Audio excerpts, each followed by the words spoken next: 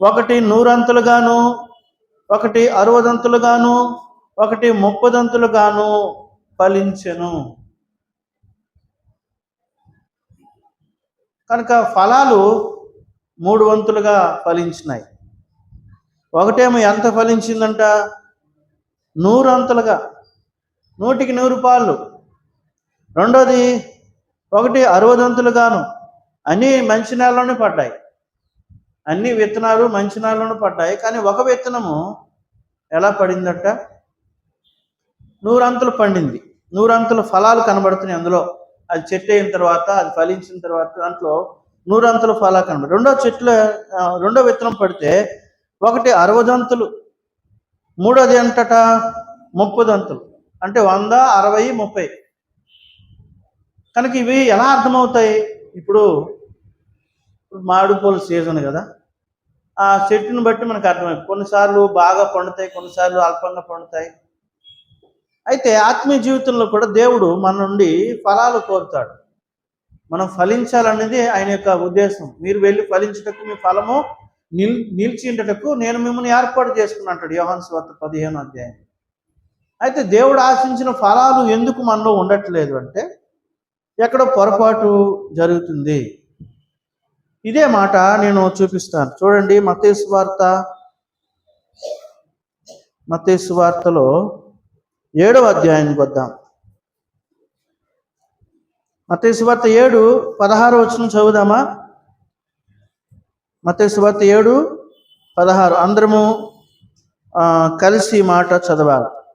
7:16 వారి ఫలము వలన మీరు వారిని చాలు వారి ఫలముల వలన మీరు వారు తెలుసుకుంటారు. దీనికి అర్థం కావాలంటే చిన్న ఎగ్జాంపుల్. ఇప్పుడు ఎగ్జామ్స్ రాశారు కదా పిల్లలు, వాళ్ళకి రిజల్ట్ వచ్చినాయి లేవా? రాలేదా? వచ్చిన తర్వాత తెలుస్తుంది. ఇప్పుడు కాదు, వచ్చిన తర్వాత వాళ్ళు ఎంత కష్టపడ్డారో మనకి తెలుస్తుందా లేదా? అంటే బాగా కష్టపడిన వాళ్ళకి ఏమొస్తాయి? మంచి మార్కులు వస్తాయి. అంటే ఇక్కడ రాయబడిన మాట, ఆ చెట్టు ఫలాలు బట్టి ఆ గుణం ఏదో మనకు అర్థమైపోదు. ఇది బాగా కాసే చెట్టు, ఇది 100 కాసే చెట్టు, ఇది 60% మాత్రమే, 65 కాసింది, 30 కాసింది. కారణం ఏంటంటే అది మంచి నేలను పడింది, అది మంచి నేలను. కనుక అంటే ఆ విధంగా ఒక వ్యక్తిని కూడా మనం క్యాలిక్యులేట్ చేయొచ్చు. చెట్టునే అంత క్యాలిక్యులేట్ చేసినప్పుడు ఒక వ్యక్తిని కూడా మనం ఏం చేయొచ్చు? అంచనా వేయచ్చు. ఈ వ్యక్తి ఆత్మీయంగా ఉన్నాడు. ఎలా చెప్పగలమంటే ఆయన అంతస్తులు ఉంటాయి. చూడండి, 3 అంతస్తులు చెప్పాను. ఒకటి 100, ఒకటి 60, ఒకటి 30. ఇప్పుడు 3 ప్రజలను కూడా చెప్పాను. ఒకటి ఎవరు? మోసే. ఎక్కడున్నాడు? కొండ పైన ఉన్నాడు. నెక్స్ట్ ఎవరు? యెహోషువ ఉన్నాడు. కొండ అక్కడే ఉన్నాడు కానీ కొంచెం దూరంలో ఉన్నాడు, కొండ కింద ఎక్కడ ఉన్నాడు. ఇప్పుడు మిగతా వాళ్ళు ఎక్కడున్నారు? ఇజ్రాయెల్ ప్రజలు కొండ కింద ఎక్కడో దూరంగా ఉన్నారు. వాళ్ళు అర్థమవుతుందా? ఇప్పుడు ఈ 3 అంతలు 3 రకాల ప్రజలు ఎలా ఫలించారు? వాళ్ళు ఫలించడానికి గల కారణం ఏంటంటే దేవుడికి వాళ్ళకున్న డిస్టెన్స్. దేవునికి వాళ్ళకున్న డిస్టెన్స్ ఏంటి?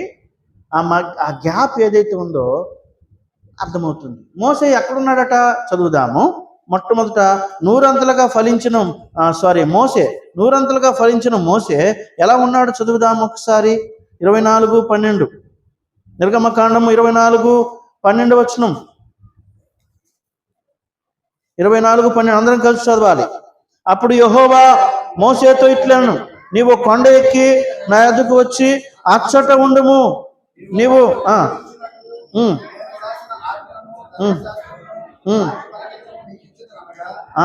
చాలు, నీవు కొండ ఎక్కి నా యొద్దకు వచ్చి. మోసే ఎక్కడున్నాడు? దేవుని యొద్ద ఉన్నాడు. నా యొద్ద కంటే ఎంతో సమీపంగా ఉన్నాడు, ఎంతో దగ్గరగా ఉన్నాడు దేవునికి.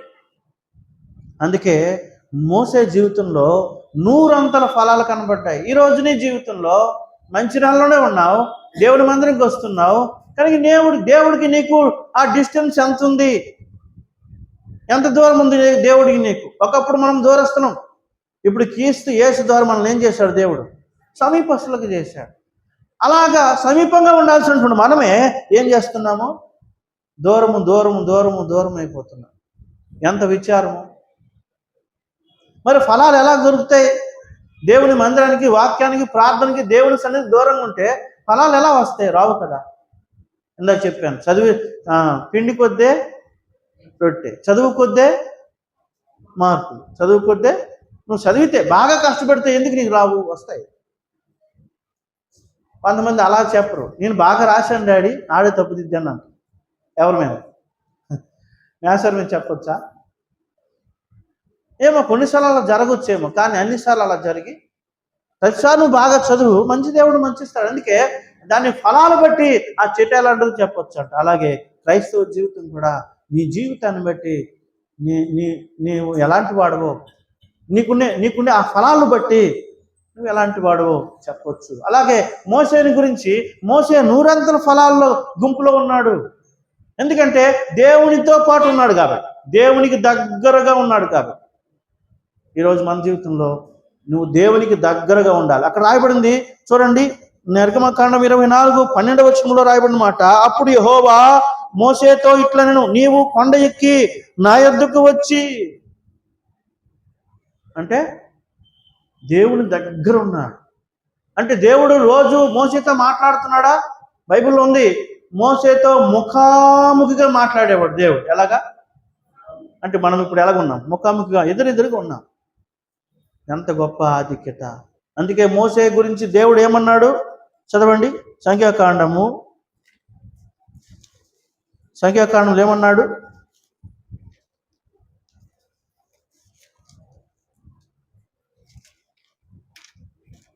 ఎన్నో అధ్యాయం అది? 12వ అధ్యాయమా? సంఖ్యాకాండము 12వ అధ్యాయం 6వ వచనం. వారిద్దరూ రాగా ఆయన నా మాటలు వినుడి, మీలో ప్రవక్త ఉండిన యెడల యెహోవానగు నేను దర్శనమిచ్చి అతడు నన్ను తెలుసుకున్నట్లు కలలో అతనితో మాట్లాడుదును. నా సేవకుడని మోసే అట్టివాడు కాదు. మిగతా వాళ్ళని కంప్లైంట్ ఇస్తున్నారు. అప్పుడు దేవుడి దగ్గరికి వచ్చారు, అందరూ రండి ఒకసారి అన్నాను. దేవుడు స్వయంగా నా సేవకుడిని మోసే అలాంటి వాడు కాదు, ఎందుకంటే నాతో గడిపేవాడు ఆయన. నేను ముఖాముఖిగా దర్శనమిచ్చి అతనితో మాట్లాడాను నేను. అందుకే 7వ వచనం అంటాడు, అతడు నా ఇల్లంతట్లో నమ్మకమైన వాడు. 8వ వచనం, నేను గూఢభావంతో కాదు దర్శనమిచ్చి ముఖాముఖిగా అతనితో మాట్లాడుదును. అతడు యెహోవా స్వరము నిదానించి, స్వరూపమును నిదానించి చూచింది. ఎంతో సమీపంగా దేవుడిని చూశాడట. ఈరోజు మన జీవితంలో ఎవరైతే దేవునికి దగ్గరగా ఉంటారో వాళ్ళ 100 ఫలిస్తారు. మరి నీ జీవితం ఎక్కడుంది? కొండ మీద ఉందా? కొండ కింద ఉందా? ఇప్పుడు చెప్తాను, కొండ కింద ఉన్న వాళ్ళ పరిస్థితి కూడా ఎలా ఉందో వాక్యంలో రాయబడింది. కొండ మీద ఉన్న మోసే ఏ బాధ లేదు, ఏ కష్టం, ఏమో ఉన్నాయి, ఇవన్నీ విడిచిపెట్టి దేవునితో గడిపేశాడు. ఏ బాధ అడ్డు రాలేదు, దేవునితో గడపడానికి ఏ కష్టం అతనికి అడ్డు రాలేదు. కింద సొనుగులు గొనుగులు ఉన్నా అవన్నీ పట్టించుకోకుండా నేను నా జీవితము, నా భక్తి జీవితం అని దేవుని యొద్ద గడిపాడు. ఎన్ని రోజులు గడిపినాడు?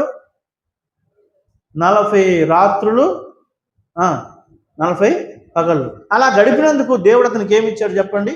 ఇప్పుడు 13వ వచనం, నిర్గమకాండం 24:13 చదువుదామా? 12వ వచనం చదవండి. 12లో 2వ భాగం, 12వ వచనం చదవమ్మా ఒకసారి. నీవు వారికి బోధించినట్లు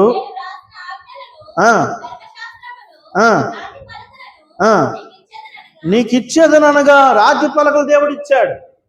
దేవుడితో ఎవరైతే సమీపంగా ఆ కొండ అనుభవంలోకి వస్తారో వాళ్ళకు దేవుడు ఏదో ఒకటి చెప్తూనే ఉంటాడు, మంచి విషయాలు చెప్తాడు. మంచి రాతి పలకలు అంతవరకు ఎవరికి ఇవ్వలేదు దేవుడు. ఆ రాతి పలకలు ఇచ్చాడు. దేవుడికి చూడండి, నమ్మకమైన వాడని సాక్ష్యం పొందాడు. ఆ తర్వాత ఇల్లంతట్లో నమ్మకమైన వాడట, ముఖాముఖిగా దేవునితో దర్శనం చేసినాడట. తర్వాత దేవుని ఎదురు నుండి ఏం చేశాడు? ఏం తీసుకొచ్చాడు మనకి? అపోస్తుల కార్యం 7:38. అపోస్తుల కార్యం 7వ అధ్యాయం,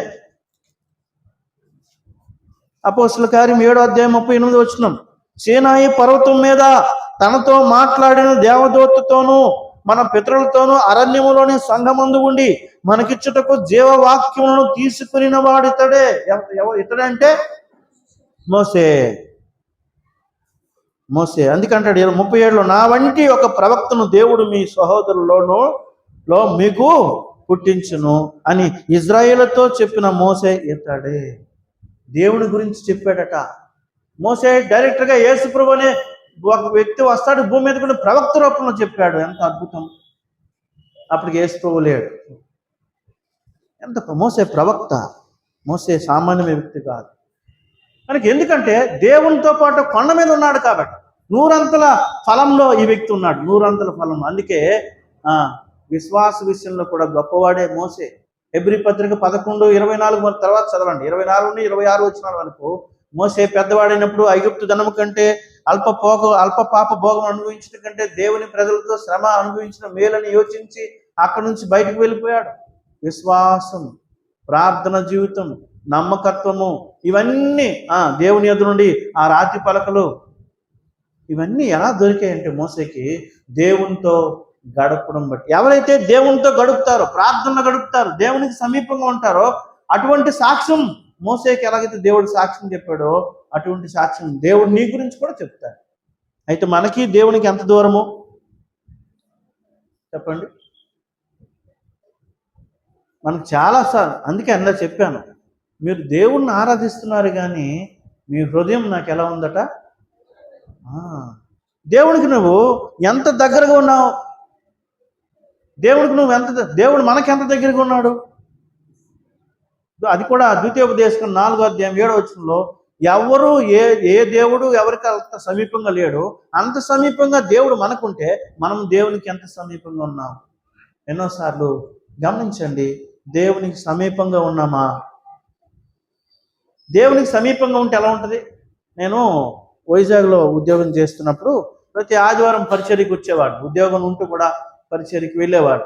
వెళ్తున్నప్పుడు ఇప్పుడు బస్సులు ఉంటాయి కదా, ఆర్డినరీ బస్సు ఉంటుంది, ఎర్ర బస్సు లేకపోతే 10,000 అంటారు అది. తర్వాత నెక్స్ట్ ఎక్స్ప్రెస్ ఉంటుంది, తర్వాత డిలక్స్ ఉంటుంది, తర్వాత అల్ట్రా డిలక్స్, ఇంకా పెద్దది ఉంటుంది. అంటే అది పెరుగుతుంది కొద్ది ఆ బస్సు రేటు కూడా అలాగే ఉంటుంది కదా. 70 రూపాయలు ఇస్తే అప్పుడు ఎలా వచ్చేవాడు, 70 రూపాయలకే వైజాగ్ నుండి శ్రీకాకుళం వచ్చేవాడు. అదే బస్సుకి కొంచెం ఎక్స్ప్రెస్ అయితే 100 రూపాయలు 120 చెప్పేవాడు. కొంచెం అల్ట్రా డిలక్స్ బస్సు అయితే 125 150 బస్సులు కూడా ఉన్నాయి. ఇంకా పెద్ద బస్సు ఇంకోటి ఉండేది, అది ఎంత అంటే 210 220. ఇప్పుడు కూడా కొంచెం పెరిగినట్లున్నాయి ఛార్జ్. ఆ బస్సు ఎక్కేవాడిని. ఆ బస్సు ఎక్కితే ఏంటి నాదేంటంటే కరెక్ట్ టైంకి అందుకోవాలి. నేను అక్కడికి నైట్ డ్యూటీ చేసి ఉదయం 1 గంట పర్మిషన్ తీసుకుని చాలా ఫాస్ట్గా వచ్చేవాడిని. చాలా త్వరగా వచ్చి, ఎందుకు ఉదయం 10 గంటలకి నేను ఎక్కడ ఉండాలి, ఆరాధన టైమింగ్కి నేను ఉండాలి. అలాగంటే ఉదయం ఎక్కడ గాజువాక్ నుంచి గంట సేపు ఎక్కడికి వైజాగ్, వైజాగ్ నుంచి మళ్ళీ 2 గంటలు. ఆ ట్రాఫిక్ కన్నా దాటుకుని వచ్చేసరికి కరెక్ట్గా 10 గంటలు అయ్యేది. అంటే నేను బస్సు చూసుకునేవాడిని, డబ్బుల కోసం కాదు. ఈ బస్సు అయితే 1.5 గంటలో వెళ్ళిపోద్దని. సరే, ఆ బస్సు ఎక్కిన తర్వాత ఎలా ఉండదంటే చూడండి, ఆ బస్సులో సీట్లు ఎలా ఉంటాయి, మీరు ఎప్పుడు ఎక్కారా? ఇప్పుడు రెడ్గా ఉంటుంది. ఇప్పుడు శ్రీకాకుళం కాంప్లెక్స్లో నాన్ స్టాప్లో అది 220 రూపాయలు టికెట్. అది నీకు 1.5 గంటలో దించేస్తాడు. అయితే ఆ సీట్లు ఎలా ఉంటాయి చెప్పండి? వెనక్కి వెళ్తే హైట్గా ఉంటాయి, కొంచెం ముందుకు వస్తే సగం వరకు ఉంటాయి, కిందకి దిగామనుకో కింద నేల కూర్చున్నట్లు ఉంటుంది. అయితే కొన్నిసార్లు నాకు కింద నేల సీట్ వచ్చేసేది, ఎందుకంటే బిజీ కదా. నేల సీట్ నాకు నచ్చేది కాదు. కింద ఏమీ కనబడదు, బయట ఏమీ కనబడదు, కింద కూర్చున్నట్లు ఉంటుంది. నెక్స్ట్ కనీసం రెండో లెవెల్ వచ్చినా బాగుండేమో, కనీసం బయటకు కనబడుతుంది. ఇంకా పైన ఇంకోటి ఉంటుంది వెనకాల, వెనక సీట్లో ఆ వెనక్కి వెళ్తున్న కొద్ది హైట్. అందులో కూడా 3 అంతస్తులు ఉన్నాయి. ఈ పైన కూర్చున్న వాళ్ళు ఏం చేస్తారంటే చాలా ఎంజాయ్ చేస్తారు, బయట అన్ని చూసుకుంటూ హ్యాపీగా ఉంటారు. వెనక్కి కూర్చున్నట్లు కూడా ఉండదు, ఎందుకంటే అది వాల్వ్ కదా, డబుల్ టక్కర్లా ఉంటుంది. ఆ ఊపులు కూడా అంత మూమెంట్ ఉండదు. ఆ వెనక్కి సీట్ రావాలని ఆశ ఉండేది, ఎందుకు? అక్కడుంటే వెనక అన్ని కనబడతాయి, చాలా హ్యాపీగా ప్రశాంతంగా కూర్చోవచ్చు. ఆత్మీయ జీవితంలో కూడా దేవునితో పాటు ఉన్నత స్థానంలో దేవునితో పాటు ఉండాలని ఆశ మనకు ఉండాలి. మనం అదా మోసేకి దేవుడు గొప్ప అవకాశం ఇచ్చాడు. ఇదిగో మోసే, నువ్వు నా యొద్ద కొండ ఎక్కి ఎక్కడికి రావాలి? నా యొద్దకు రా, నా యొద్దకు రా, నా యొద్దకు రా.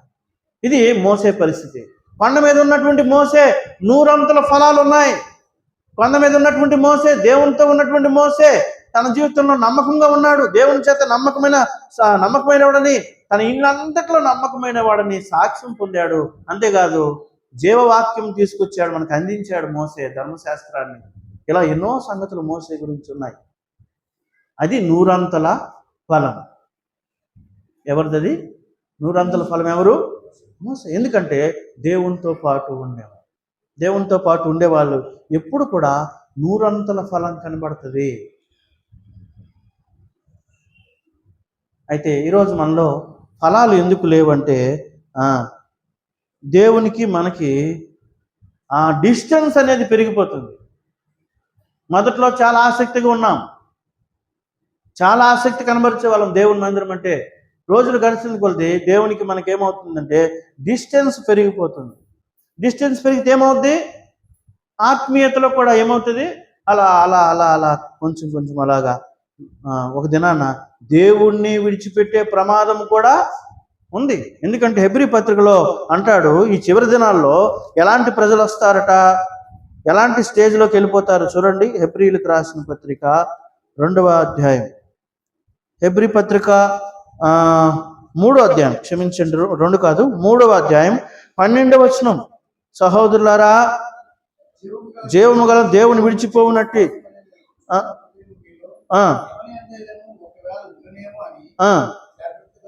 జాగ్రత్త పడమంటున్నాడు. ఎప్పటికప్పుడు విశ్వాస జీవితాన్ని చెక్ చేసుకోవాలి.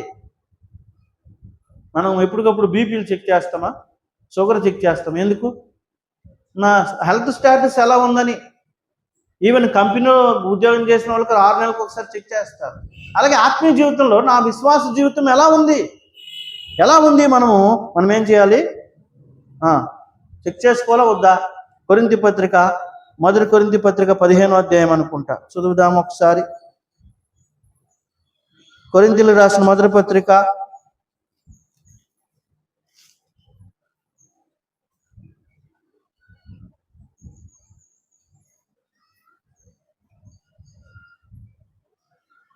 15 ఆఖరిలో ఒక మాట ఉంటుంది. మీరు మీలో విశ్వాసం కలిగి ఉన్నారో లేదో ఒకసారి మీరు చూసుకోండి అంటాడు. 2వ కొరింథీ అనుకుంటా కదా, కాదు 1 కొరింథీ పత్రికలోనే 15వ అధ్యాయంలోనే ఆ మాట కనిపిస్తుంది.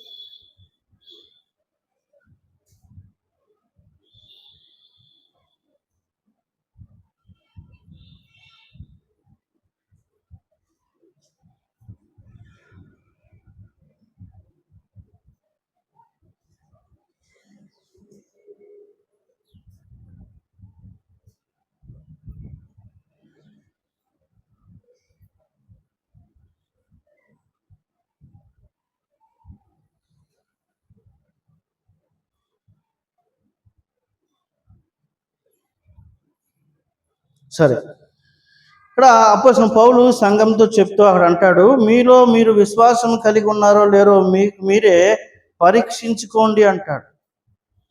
కనుక ఎవరైతే దేవునితో పాటు ఏకాంతంగా దేవునితో గడిపే అవకాశాలు కల్పించుకుంటారో వాళ్ళ జీవితంలో వాళ్ళు ఎలా ఉంటారంటే ఫలించేవారుగా 100 అంతల ఫలాలు వాళ్ళు కనబడతాయి. 100 అంతల ఫలాలు ఎవడ కనబడ్డాయంటే మోసేలా కనబడ్డాయి. ఇదే మోసే. అంతేకాదు, మోసే తన తర్వాత ఇంకొక వ్యక్తిని కూడా సిద్ధపరిచాడు. ఎవరు? యెహోషువను కూడా సిద్ధపరిచాడు. ఇది మోసే పరిస్థితి. తర్వాత నెక్స్ట్ 60 అంతలుగా ఎవరు ఫలించారు? నిర్గమకాండము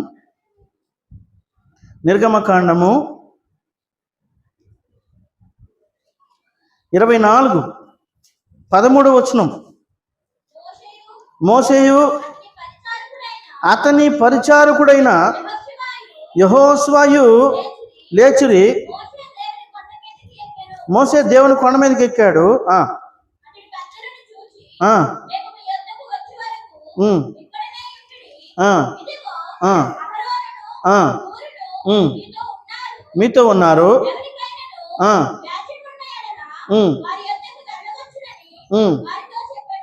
అన్ని బాధ్యతలు అప్పగించి వెళ్ళాడు. ఇక్కడ రెండోది, ఇక్కడ మీరు గమనించాలి, 24:13 రాయబడింది, మోసేయు అతని పరిచారకుడైన యెహోషువయు లేచిరి మోసే దేవుని కొండ మీదకి. ఇక మరి యెహోషువ ఎక్కడున్నాడు చెప్పండి? మోసేతో వెళ్ళాడా? మోసేతో వెళ్ళలేదు, కానీ అక్కడే కొంచెం సమీప దూరంలో దేవుడు చెప్పింది మోసేకి రమ్మని చెప్పాడు. అర్థమవుతుందా? మోసేకి ఇంకా స్పష్టంగా మీకు అర్థం కావాలంటే నువ్వు ఒక్కడవే రమ్మని చెప్పాడు. ఇంకా చాలా స్పష్టంగా ఉంది నిర్గమకాండంలో. చూడండి 30 అధ్యాయం అనుకుంటా, 30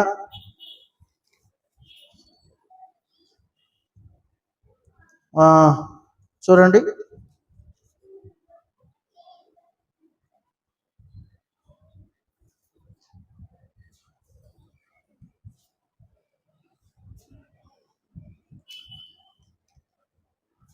నిర్గమకాండంలోనే దేవుడు చెప్తాడు, నువ్వు ఒక్కడవే రావలను, ఆ కొండ మీద ఇంకెవరు కనిపించకూడదు అంటాడు.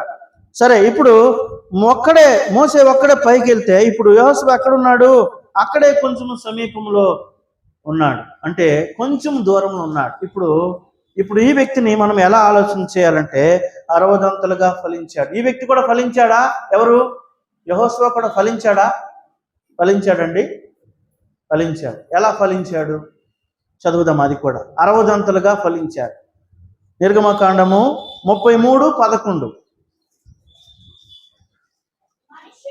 మనుషుడు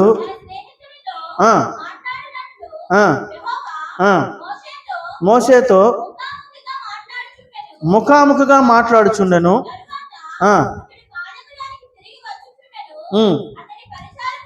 అతని పరిచారకుడును అని యవనస్తుడు గుడారములో నుండి వెలుపలకు.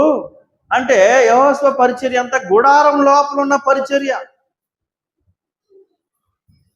గుడారం లోపల పరిచర్య, అదంతా బాధ్యత అంతా అతనే తీసుకున్నాడు. అంతేకాదు, ఎలా ఫలించాడు అంటే యెహోషువ గ్రంథం 11వ అధ్యాయము 15వ వచనాన్ని కూడా చదువుదాం. యెహోషువ గ్రంథము 11:15 వచనం. మోసేకు ఆజ్ఞాపించినట్లు యెహోషువ అలాగూ విధేయత చూపించడంలో గొప్ప విధేయత చూపించాడు. ఇంకా చెప్పాలంటే దేవుడు మోసేతో చెప్తే మోసే వెళ్ళి యెహోషువకు చెప్పేవాడు. ఆ ముగ్గురికి చాలా దగ్గర రిలేషన్ ఉంది. దేవుడేం ప్రతిదీ మోసేకి చెప్తే మోసే వెళ్ళి యెహోషువకు చెప్పేవాడు. కారణం ఏంటంటే అంత దగ్గర రిలేషన్. అంటే మోసే తర్వాత నెక్స్ట్ ఇవన్నీ అబ్జర్వ్ చేస్తే మనం బాగా చదివితే అర్థమవుతాయి. మోసే తర్వాత అహరోన్ అనుకున్నాం కదా మనం తెలియక. తర్వాత ఎవరున్నారు? యెహోషువ దేవుడు నిలబెట్టుకుంటే యెహోషువ 1వ అధ్యాయంలో కనిపిస్తుంది అన్నమాట. అంటే మోసే ఏమో 100 ఫలాల్లో కనబడుతుంటే యెహోషువ 60 ఫలాల్లో కనబడుతుంది. ఇప్పుడు ఇంకా యెహోషువ గురించి ఒక సందర్భం చూపిస్తాను. సంఖ్యాకాండము 14వ అధ్యాయం. సంఖ్యాకాండము 14వ అధ్యాయము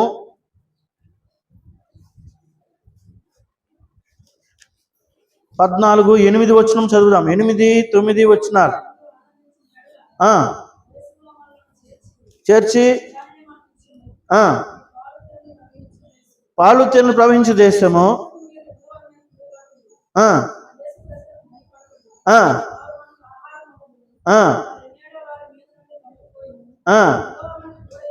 యెహోవా మనకు తోడై ఉన్నాడు, వారికి భయపడకూడని. చాలు వాళ్ళని ధైర్యపరుస్తూ వచ్చాడు. ఎవరిని? మిగతా వాళ్ళు అనుకుంటారు ఆ దేశంలో మనం ఉండలేము, ఆ దేశ ప్రజలు మనకంటే బలవంతులని రాంగ్ మిగతా 70 మంది వెళ్ళి తప్పుడు సమాచారం చేస్తే 2 వెళ్ళారట. ఎవరు? కాలేబు, యెహోషువ. వీళ్ళు ఎలాంటి సమాచారం తెచ్చారు? యథార్థంగా ఉన్నట్లు చెప్పారట. అంటే 60 ఫలాలు అలా ఉంటాయి. 60 ఫలించే వారి జీవితము. ఇతరులను ధైర్యపరుస్తారు, బలహీనలు బలపరుస్తారు. బలపరిచేవాడి గుంపులో ఉన్నాడు యెహోషువ. ఎంత గొప్ప ధన్యత! ఈరోజు నీ జీవితంలో కొండ పైన 100 ఫలాలు కనబడుతున్నావా, లేకపోతే 60 కనీసం 60 ఫలాలైనా నీలో ఉన్నాయా అనేది దేవుడు ఈ యొక్క మధ్యాహ్న కాల సమయంలో ప్రశ్నిస్తున్నాడు. కనుక వీళ్ళు ధైర్యపరిచారు. చూడండి ఏమన్నాడు, 8వ వచనం చదువుదాం. ఇజ్రాయేలు సర్వ సమాజముతో మేము సంచరించి చూచిన దేశము మిక్కిలి మంచి దేశము.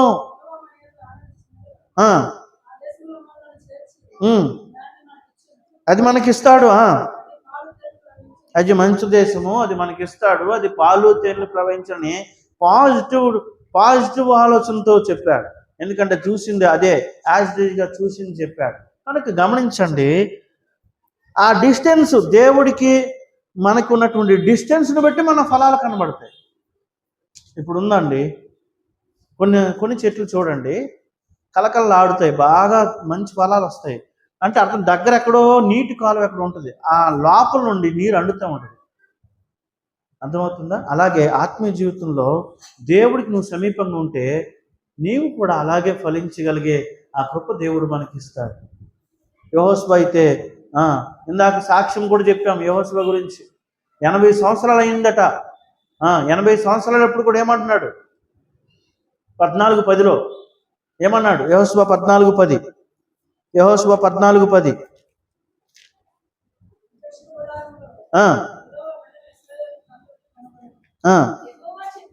యెహోవా చెప్పినట్లు అప్పటి నుండి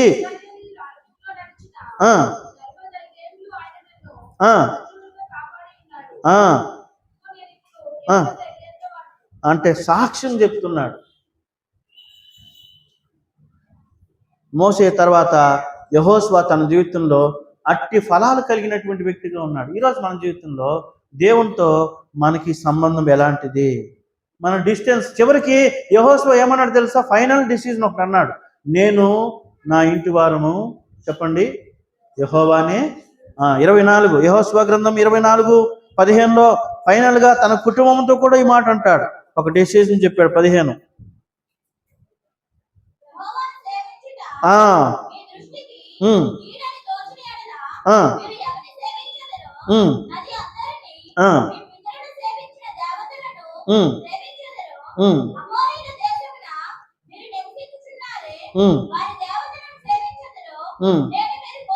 కోరుకునుడి, మీరెవరిని సేవించదు కోరుకునేను. ఎంత గొప్ప తీర్మానం! దేవునితో పాటు ఉండేవారు అలాంటి మాటలు పలుకుతారు. దేవునితో పాటు ఉండేవారు, దేవునితో పాటు సహవాసం చేసేవారు అలాంటి జీవితాన్ని, అలాంటి ఫలాలు వారి జీవితం నుండి కనిపిస్తాయి. ఇతరులకు ధైర్యం చెప్పాడు, పాజిటివ్ మెసేజ్ తీసుకొచ్చాడు. అంతేకాదు, ఇక్కడ రాయబడినట్లుగా ఒక మంచి తీర్మానంతో బతికాడు.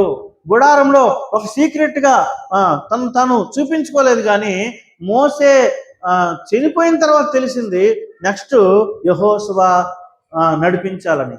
అంతవరకు మరుగైన స్థితిలోనే ఉన్నాడు. అది ఎలా వస్తుందంటే దేవునితో సమీపంగా ఉండేవారు ఆ తగ్గింపు ఉంటుంది. ఈ విధంగా యెహోషువ జీవితం 100 అంతలేమో మోసే, కొండ కింద, కొండకు దగ్గరలో, కొంత సమీపంలో ఉన్నటువంటి యెహోషువ జీవితం ఎలాంటి ఫలాలు కనబడ్డాయి? 60 అంతలు కనబడ్డాయి. ఇప్పుడు మిగతా వాళ్ళు ఎవరు? కొండ కింద దూరంగా ఉన్నటువంటి వాళ్ళ పరిస్థితి ఎలా ఉందో చూడండి. చదువుదాం. కొండ కింద 30 అంతల ఫలాలు. వాళ్ళకు కూడా కొన్ని మంచి లక్షణాలు ఉన్నాయి. కానీ 35 అంతలు అంటే మిగతా ఎంత ఉంది? మిగతా రిమైనింగ్ ఎంత? 70% బ్యాడ్ అని అర్థం. 30 అంతలు మంచి అంటే మిగతా 70% ఏంటి? బ్యాడ్ అని అర్థం. వాళ్ళు బ్యాడ్ అని ఎలా చెప్పగలము? ఇప్పుడు చదవండి. నిర్గమకాండం 32:1 కొండ దిగకుండా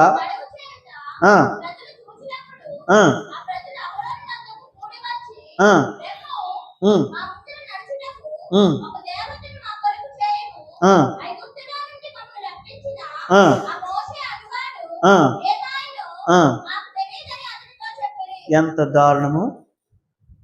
ఆ మోసే అనువాడు ఏమాయనో మాకు అన్ని సంవత్సరాలు నడిపించిన వ్యక్తి, బాగా నడిపించిన వ్యక్తి, కష్టమైన బాధైన ఓర్చుకుని చేస్తే ఇప్పుడు ఆ వ్యక్తిని ఏమంటున్నారు? మోసే అనువాడు. కనుక ఓపిక లేదు. ఎందుకంటే వీళ్ళు కొండ కింద ఎక్కడో దేవుడికి దూరంగా ఉన్నారు. దేవుడిగా అందుకంటాడు, మోసే కొండ దిక్కున తడువు చేయట చూసినప్పుడు ఆ ప్రజలను ఆహారం కూడా వచ్చి లేమ్మో మా ముందర నడుచుటకు ఒక దేవతను చూసారా. దేవుడికి దూరం అవుతుంటే ఎలాంటి నిర్ణయాలు చేసుకున్నారు చెప్పండి. దేవుడిని వదిలేశారు. ఇప్పుడు ఏమంటున్నారు? దేవత అంటున్నారు. ఎంత ప్రమాదము. అందుకే ఒక వ్యక్తి దూరం అయితే ప్రమాదం ఏంటంటే దేవుడిని మర్చిపోయి ఆ ప్లేస్లో ఇంకొక వ్యక్తిని ఆరాధించే అవకాశము ఉంటుంది. అందుకే మనం ఫలించాలా వద్దా? వీళ్ళు ఎక్కడ ఉన్నారు? కొండ కింద ఉన్నారు. వీళ్ళు ఎక్కడున్నారండి? వీళ్ళు కొండ కింద ఏం చేస్తున్నారు? తినుచు త్రాగుతున్నారట. వీళ్ళు ఏం చేస్తున్నారు చూడండి. ఆ మాట కూడా ఉంటుంది ఇదే అధ్యాయం.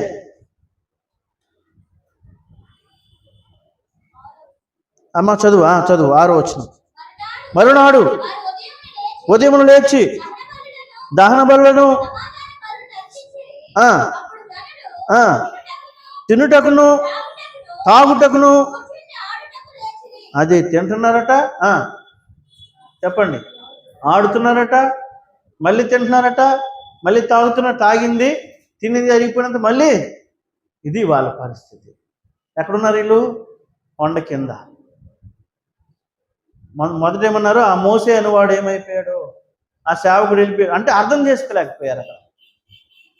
అంటే అర్థం చేసుకోవడానికి అటువంటి ఆత్మీయ స్థితి వాళ్ళ లేదు. మోసే కొండ మీదకి వెళ్తానని చెప్పుకొని వెళ్ళాడా? చెప్పేసి వెళ్ళాడుగా, మీరు ఇక్కడే ఉండండి నేను వచ్చినంత వరకు అని ఆహారానికి అప్పగించి, మీలో ఎవరికైనా వ్యాజ్యం ఉంటే చదివాం కదా, వ్యాజ్యం ఉంటే మీరు గొడవలు పెట్టుకోకుండా క్రమంగా జరిగించండి అని చెప్పి క్లారిటీగా చెప్పేసి వెళ్తే ఇప్పుడు ఏమంటున్నారు? ఆ మోసే అనేవాడు ఏమైపోయాడు అంటే అర్థం చేసుకునే కెపాసిటీ వాళ్ళకి లేదు. చాలా తొందరగా అపార్థం చేసుకుంటారు. అందుకే దేవుల్లో భక్తిగా లేకపోతే తప్పుడు ఆలోచనలు వచ్చే అవకాశం ఉంటుంది. తప్పుడు అభిప్రాయాలు నీకు వచ్చేస్తాయి. మొదట దేవుడు అన్నావు, దేవుడు కొంతకాలం దూరం అయ్యావు, ఇప్పుడు అదే దేవుడు నువ్వేం చేస్తావు? దేవుడు ఏం చేశాడండి? నేను ఎవరో ఒక బ్రదర్ అంటున్నాడు, దేవుడు వాళ్ళు బాగుండేవాళ్ళండి, దేవుడు చూసి వాళ్ళని ఈరోజు అలా చేస్తాడు. దేవుడు ఎలా చేస్తాడు? దేవుడు చేస్తాడు అలాగా? అది మనం చేసుకునే పొరపాట్లు దేవుడి మీద పెట్టడానికి అవకాశమే. దేవుడు మంచి దేవుడు, ఆయన ఉపకారం చేసి హృదయపూర్వకంగా ఎవరికి ఆయన బాధను కలుగు చేయడం బైబిల్లో రాయబడింది. నీకున్న బాధని తీసివేయడానికి వస్తే ఇంకెందుకు బాధ కలుగు చేస్తాడు ఆయన? కనుక వీళ్ళు ఏం చేస్తున్నారంటే తాగుతూ తినుచు ఏం చేస్తున్నారట? గెంతులేస్తున్నారట. ఒక దూడను చేసుకున్నారట, మోసను వదిలేశారు, ఆ నాయకుడిని వదిలేశారు, వాళ్ళకంటూ ఒక సపరేట్గా పెట్టుకున్నారు. చివరికి దేవునికి కోపము, చెప్పండి, దేవుని కోపం వాళ్ళ మీదకి వచ్చింది. ఇప్పుడు దేవుడు అంటాడు చూడండి, నిర్గమకాండం 32లోనే ఆ 8-9 వచనాలు చదువుదాం. 32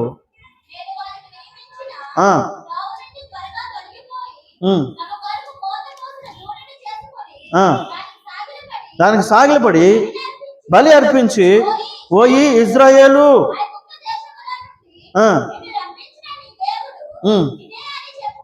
అది వాళ్ళ పరిస్థితి. వాళ్ళే చెప్పుకుంటున్నారు, వాళ్ళే మాట్లాడుకుంటున్నారు. ఇదే అంటే వాళ్ళకంటూ ఒక ఐడియల్ వర్స్ ఓన్గా తయారు చేసుకున్నారు. ఈరోజు దేవుని ప్రజలు ఎంతోమంది వాళ్ళకంటూ ఏం చేశారు? వాళ్ళ కోసం ఏం చేసుకున్నారు?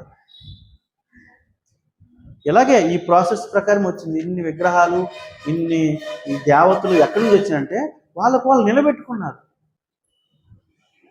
ఇప్పుడు మనం ఒకప్పుడు ఎక్కడో ఉండే ఈ ప్రాంతంలో అక్కడక్కడ ఫోటోలు, ఇప్పుడు ఎక్కడ చూసినా అవే. ఏమంటే ఇక్కడ వెలిసింది, ఇక్కడ ఈ తల్లి వెలిసింది అంటారు. కాదు అమ్మా. కనుక ఈ 3 రకాల ప్రజలు 3 అంతస్తుల్లో 3 విధాలుగా కనబడుతున్నారు. మోసే ఏమో దేవునితో పాటు ఉండి ఎంత చక్కగా దేవునితో మాట్లాడుకుంటూ ఇంకా చెప్పరా, మోసే కొండ దిగి వస్తుంటే మోసే ముఖంలో ఏం కనిపించింది? వెలుగు కనిపించింది. వీళ్ళ ముఖాలు ఎక్కడ వెలుగు ఉన్నాయా? లేవు. వీళ్ళ ముఖాలు ఏం వెలుగులేవు. ఎందుకంటే కొండ కింద ఎంతసేపు తినడము తాగడము. ఇప్పుడు ఇదే పరిస్థితి చూడండి. ఏదైనా ఒక పండుగ అయితే తినడము తాగడము గెంతులేయడం ఇదే. ఇప్పుడు అది ఆ పరిస్థితి అక్కడ కనబడుతుంది 6వ వచనంలో.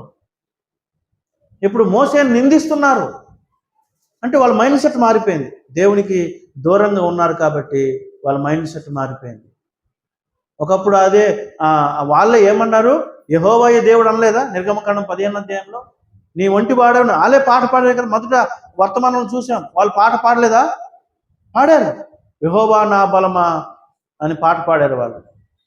కానీ ఇప్పుడు ఏమైపోయింది, దేవునికి దూరం అయిపోయిన కారణం బట్టి స్వయంగా దేవుడినే మార్చేశారట. ఇదే ఓ ఇజ్రాయేలు అని చెప్పి ఒక దూడంటే ఏంటి? దూడంటే చెప్పండి, పెయ్యి. ఇంకా నాటు భాషలో చెప్పండి, పసివి. పశువు అంటారు లేదా? అవునా? ఏమంటారు? పశువు అంటారు. వాళ్ళు కూడా పశుప్రాయులు అన్నాడు. అందుకే యెషయా గ్రంథం 1వ అధ్యాయంలో నా ప్రజలు పశుప్రాయులు అయిపోయారు.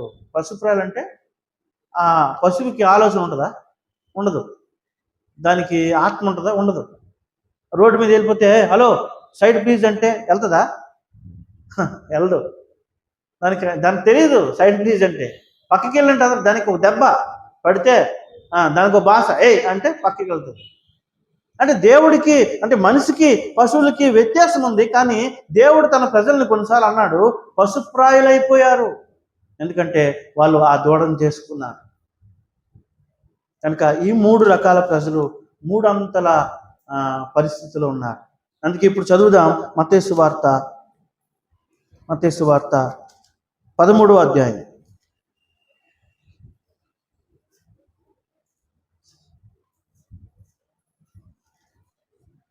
మత్తయి సువార్త 13:8.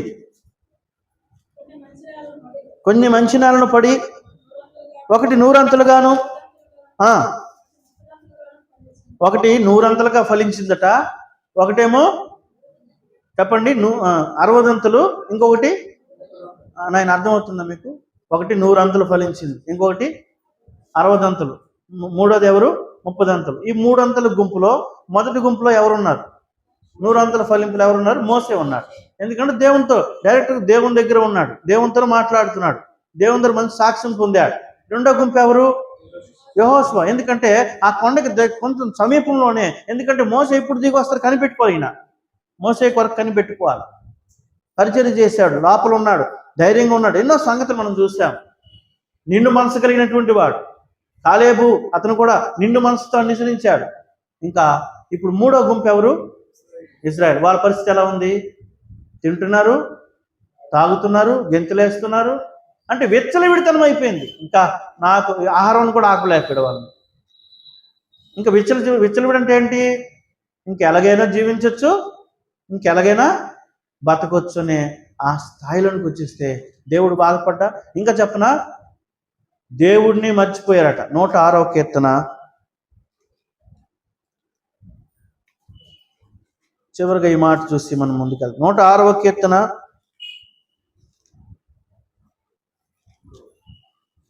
చదవండి, 20 వచనమా?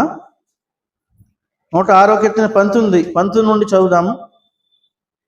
హోరేబులో వారు దూడను చేయించుకునేది. ఎక్కడట? హోరేబులో వారు దూడను చేయించుకునేది. పోత పోసిన విగ్రహమునకు నమస్కారం చేసిరి.